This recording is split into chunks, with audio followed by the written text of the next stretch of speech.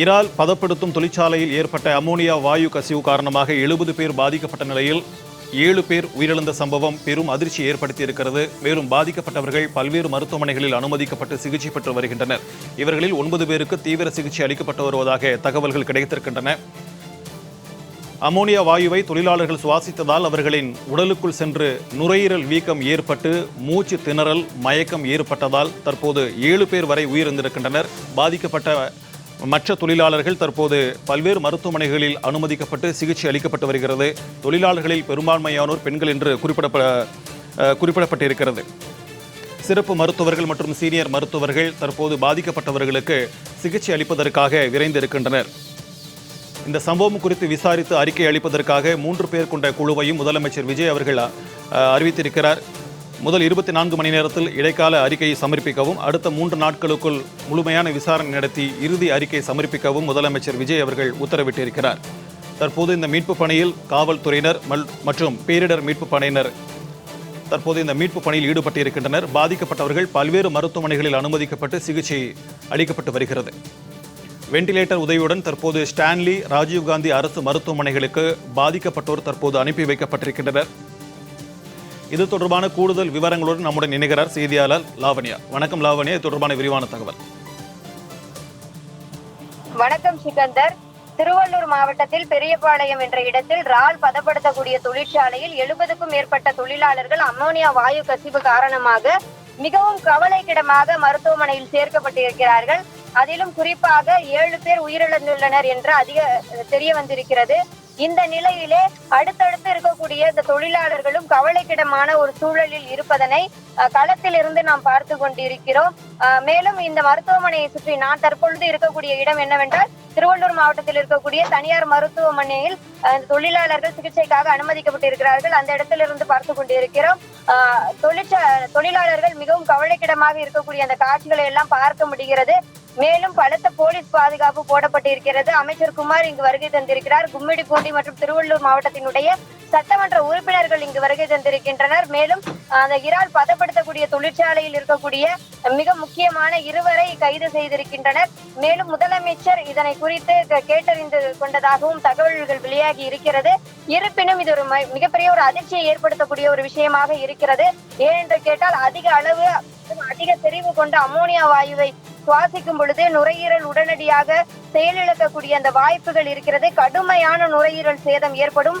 சுவாசம் தான் உடலுக்கு மிக முக்கியமான ஒரு விஷயமாக பார்க்கப்படக்கூடிய ஒரு வேளையிலே தொடர்ந்து அந்த உடலினுடைய பல்வேறு உடல் உறுப்புகள் செயலிழக்க ஆரம்பித்துவிடும்.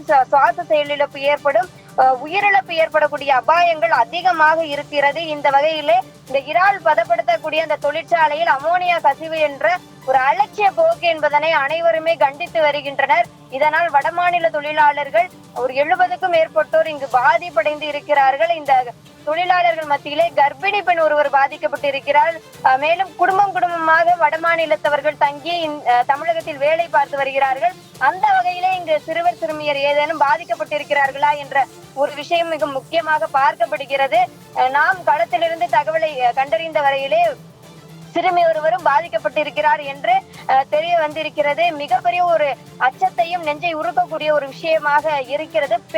பெண்கள் அதிக அளவில் பாதிக்கப்பட்டு இருக்கிறார்கள். பார்ப்பதற்கே அவர்களினுடைய முகத்தை பார்ப்பதற்கே முடியாத அளவிற்கு கண்களிலும் காதுகளிலும் வாயிலும் ரத்தம் வடிந்து கொண்டிருக்கிறது. இவர்களை எல்லோரையும் அதாவது மிக கவலைக்கிடமாக இருப்பவர்களை அழைத்து கொண்டு ஸ்டான்லி மருத்துவமனைக்கும் அதே போல ராஜீவ்காந்தி மருத்துவமனைக்கும் மருத்துவ குழு விரைந்திருக்கிறது. மேலும் இங்கு பல்வேறு தரப்பினர், அதாவது அரசியல் கட்சிகளில் இருக்கக்கூடிய மிக முக்கியமானவர்கள், முக்கிய அதிகாரிகள் இங்கு வருகை தந்திருக்கிறார்கள். மேலும் தேசிய பேரிடர் மேலாண்மை குழு அந்த தொழிற்சாலை இருக்கிறது அல்லவா, அங்கு சென்று கண்காணிப்பு பணியிலும் ஆய்வும் செய்து வருகிறது. உடனடியாக இந்த தொழிலாளர்களை மீட்டவர்களும் அவர்கள்தான். மேலும் என்ன மாதிரியான விஷயங்கள் அங்கெல்லாம் நடைபெற்று கொண்டிருக்கிறது என்பதனையும் அந்த NDRF குழு என்பது ஆராய்ச்சிகளை மேற்கொண்டு வருகிறது. ஏனென்று கேட்டால் அமோனியா வாயு என்பது மிக சாதாரணமான ஒரு விஷயமாக நாம் கடந்து விட முடியாது. 30 வீரர்கள் கொண்ட அந்த சிறப்பு குழு தேவையான தனிப்பட்ட பாதுகாப்பு உபகரணங்களோடு, வாயு கண்டறிதல் கருவிகளோடு, சிபிஆரின் மீட்பு உபகரணங்களோடு சம்பவ இடத்திற்கு விரைந்து சென்று மீட்டு பாதுகாப்பு நடவடிக்கைகளில் ஈடுபட்டது என்பது குறிப்பிடத்தக்க ஒரு விஷயமாக பார்க்கப்படுகிறது. தேசிய பேரிடர் மேலாண்மை குழுவினுடைய பங்களிப்பு இங்கு மிக முக்கியமாக பார்க்கப்படுகிறது. பாதிக்கப்பட்டவர்கள் பாதுகாப்பான இடங்களுக்கு மாற்றியிருக்கிறார்கள், அபாய பகுதியை தனிமைப்படுத்தி இருக்கிறார்கள், வாயு கசிவினுடைய தாக்கத்தை மதிப்பீடு செய்திருக்கிறார்கள். மேலும் அதிகாரிகள் தொடர்ந்து இந்த பகுதிக்கு வருகை தந்த வண்ணம் இருக்கிறார்கள். மாவட்ட நிர்வாகத்துடன் ஒருங்கிணைந்து பொதுமக்களினுடைய பாதுகாப்பை உறுதி செய்ய வேண்டியது அரசினுடைய மிக முக்கியமான கடமையாக பார்க்கப்படுகிறது. அந்த வகையிலே தொடர்ந்து இங்கு அதிகாரிகள் வருகை தந்த வண்ணம் இருக்கிறார்கள். மற்ற மருத்துவமனைகளிலும் நம் கள செய்தியாளர்கள் இருக்கிறார்கள், உடனடியான தகவல்களை கொடுத்து கொண்டிருக்கிறார்கள். இந்த வகையிலே தொடர்ந்து இந்த பகுதி என்பது மிகவும் கண்காணிப்புக்கு உட்பட்ட பகுதிகளாக இருக்கிறது. அமோனியா வாயு கசிவு விவகாரம் தொடர்பாக விசாரணை மேற்கொள்ளப்பட்டு தவறு செய்தவர்கள் மீது உரிய நடவடிக்கை எடுக்கப்படும் என தொழிலாளர் நலத்துறை அமைச்சர் பர்வேஸ் தெரிவித்திருப்பதாகவும் நமக்கு தகவல் கிடைத்திருக்கிறது. மேலும் தொழிலாளர்களுக்கு தேவையான உரிய இழப்பீடு உடனடியாக வழங்கப்படும் எனவும் தெரிவிக்கப்பட்டிருக்கிறது. முதலமைச்சர் குழு அமைத்திருக்கக்கூடிய இந்த நிலையிலே குழுவின் விசாரணைக்கு பிறகு விசாரணை அறிக்கையின் அடிப்படையில் உரிய நடவடிக்கை மேற்கொள்ளப்படும் எனவும் தெரிவிக்கப்பட்டிருக்கிறது. மேலும் முதலமைச்சரை பொறுத்தவரை 24 மணி நேரத்திற்குள் இடைக்கால அறிக்கையையும் 3 நாட்களுக்குள் இறுதி அறிக்கையும் அரசுக்கு சமர்ப்பிக்க வேண்டும் என அறிவுறுத்தி இருக்கிறார் என்றும் தகவல் நமக்கு கிடைத்திருக்கிறது. இந்த வகையிலே பார்க்கும் பொழுது நம் களத்திலே இருக்கிற ஒவ்வொரு தொழிலாளரும் மிகவும் பாதிக்கப்பட்டிருக்கிறார்கள்.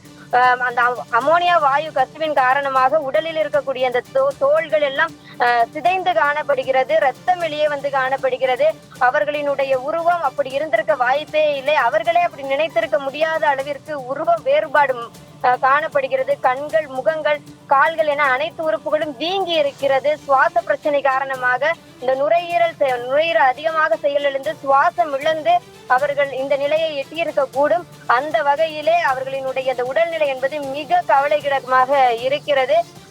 பல்வேறு தொழிலாளர்கள் மிக கவலைக்கிடமாக இருப்பவர்களை அடுத்தடுத்த ஆம்புலன்ஸில் ஏற்றி கொண்டு சென்றார்கள். பார்ப்பதற்கே மிகவும் அதிர்ச்சியை தரக்கூடிய, மனதை உருக்கக்கூடிய, நெஞ்சு பதற்றத்தை ஏற்படுத்தக்கூடிய ஒரு விஷயமாகத்தான் அது இருந்தது. அனைவர் முகத்திலும் சோகம் நிரம்பி இருக்கிறது. மேலும் தொழிலாளர்களுக்கு தீவிர சிகிச்சைகள் தொடர்ந்து வழங்கப்பட்டு வருகிறது. விரிவான தகவல்களுக்கு நன்றி லாவண்யா.